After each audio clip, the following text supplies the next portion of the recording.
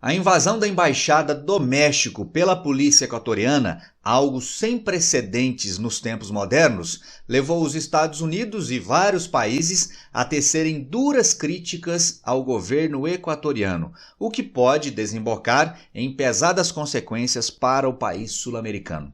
Se você quiser entender esse e outros assuntos das atualidades, geopolítica ou geografia, me acompanha no canal. Faça sua inscrição, deixa o like nesse vídeo e vem comigo.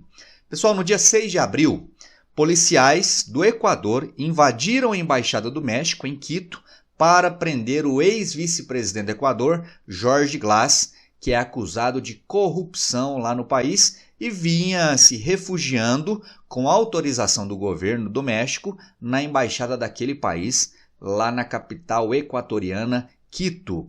A fotografia aí, que ilustra esse momento do vídeo mostra exatamente isso. Os policiais escalando os muros da embaixada para prender esse ex-presidente ou ex-vice-presidente do Equador. Pois bem, qual é o grande problema nessa ação do governo equatoriano, pessoal? É a violação a um acordo, a um tratado internacional. Vamos relembrar aqui o texto, Convenção de Viena sobre Relações Diplomáticas, artigo 22. Esse documento aí é um documento que tem a maioria dos países do mundo como seus signatários, tá? Inclusive Brasil e também o Equador. Olha o que diz a parte primeira aqui do artigo 22. Os locais da missão são invioláveis. Os agentes do Estado acreditado, ou seja, o Estado que recebe a missão diplomática, nesse caso o Equador, não poderão neles penetrar sem o consentimento do chefe da missão. Foi exatamente o oposto disso que o Equador fez, né? Porque o Equador penetrou nessa missão diplomática sem o consentimento do chefe daquela missão. Olha essa terceira parte. Os locais da missão, como por exemplo a embaixada ou um consulado, não poderão ser objeto de busca, requisição, embargo ou medida de execução. O que o Equador fez foi justamente executar um pedido de prisão contra o ex-vice-presidente do Equador, violando, pelo menos aqui, essas duas partes do artigo 22 da Convenção de Viena. Logicamente, após essa ação muito criticada lá no Equador, o que alguns países fizeram? Primeiramente aqui o México, lógico, né? O México rompeu relações diplomáticas com o Equador após a invasão da sua embaixada lá em Quito. Além do México, a Nicarágua também seguiu pelo mesmo caminho. Lembrando que a Nicarágua é uma ditadura, hein? Ou seja, a violação de soberania de uma embaixada é algo que não é tolerado nem mesmo por regimes ditatoriais. E aí o Equador foi lá e se viu no direito de invadir a embaixada para prender um criminoso. Lembrando aqui, pessoal, que eu não vou no meu vídeo, não é a intenção, e eu não estou fazendo isso, eu não vou defender o criminoso. Se o cara que foi preso cometeu alguma ilicitude, algum crime, que pague por isso. O que nós estamos discutindo aqui é o caráter inviolável das embaixadas, que foi algo desrespeitado pelo Equador. Além de México e Nicarágua, que corromperam relações diplomáticas, os Estados Unidos também se manifestaram. Não a ponto, pelo menos não ainda, de romper relações com o Equador.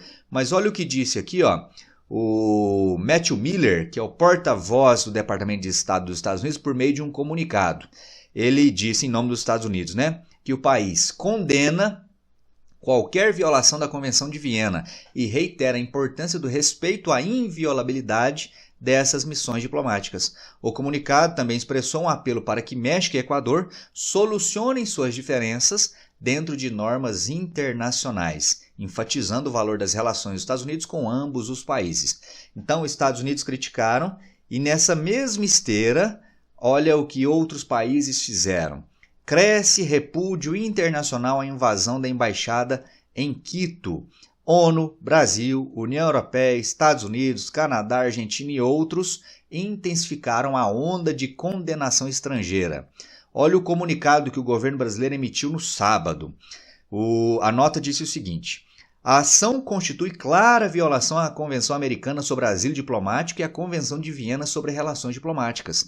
A medida levada a cabo pelo governo do Equador constitui grave precedente, cabendo ser objeto de repúdio qualquer que seja a justificativa para sua realização.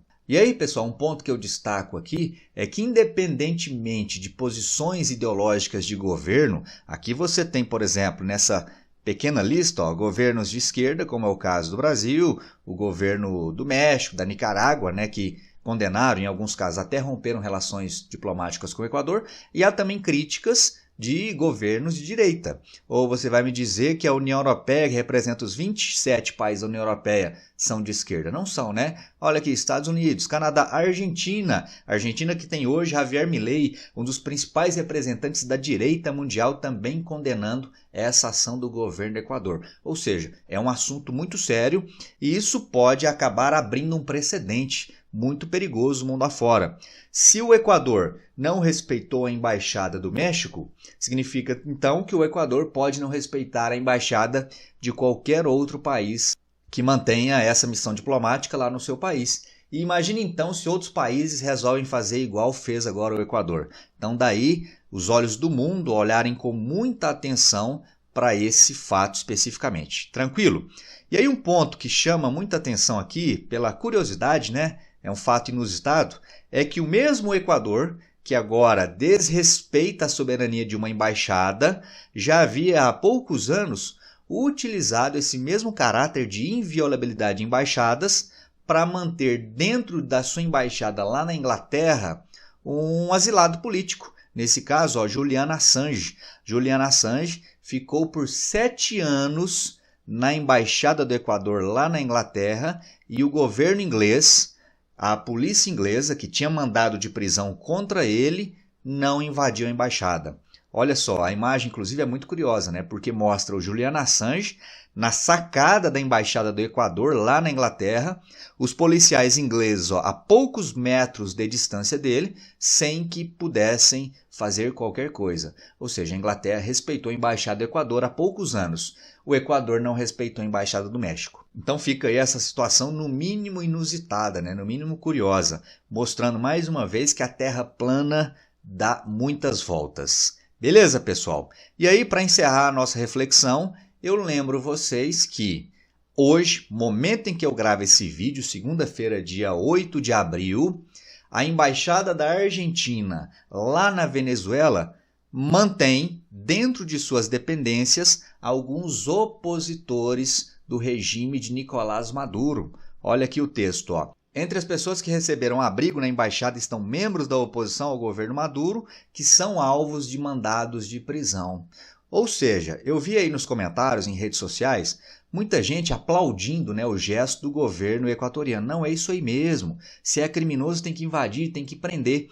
Então essas pessoas não criticariam, imagino eu, caso Nicolás Maduro, lá na Venezuela, resolvesse invadir a embaixada da Argentina para também prender essas pessoas que lá estão. Porque na visão do governo da Venezuela, essas pessoas também cometeram algumas ilicitudes. Por isso, tem mandados de prisão contra elas.